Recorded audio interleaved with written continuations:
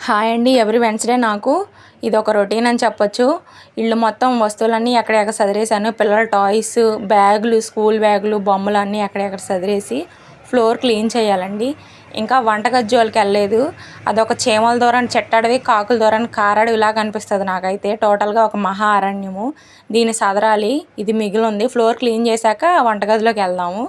చూడండి, dressing table సదిరేసాను. Powder డబ్బాలు అవి పెట్టుకోవడానికి ప్లేస్ లేక ఒక చెక్కకి 4 పక్కల హోల్స్ వేయించి ఇలాగా షెల్ఫ్ లాగా అరేంజ్ చేసుకున్నాను.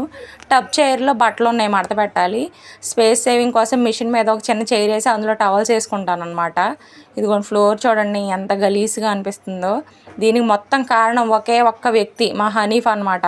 వీడు గందరగోళం చేసేస్తాడు. ఇంకా ఫ్లోర్ క్లీన్ చేస్తున్నానండి. ఎందుకో తెలియదండి, ఇల్లు చిన్నది అవ్వటం వల్ల లేకపోతే పిల్లలు చిన్నపిల్లలు అవ్వటం వల్ల ఎక్కడ పెట్టిన వస్తువు అక్కడ ఉండదండి.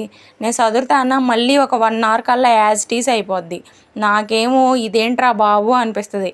అయినా కూడా వీలైనంత వరకు ఎక్కడ వస్తువు అక్కడ పెట్టడానికి నేను ట్రై చేస్తాను. ఇంట్లో ఎంతమంది ఉంటే అంతమంది ఇల్లు శుభ్రంగా పెట్టుకుంటే శుభ్రంగా ఉంటుంది, కానీ ఒక్కళ్ళ వల్ల కాదు కదండి. మీరేమంటారో కామెంట్ సెక్షన్లో తెలియచేయండి.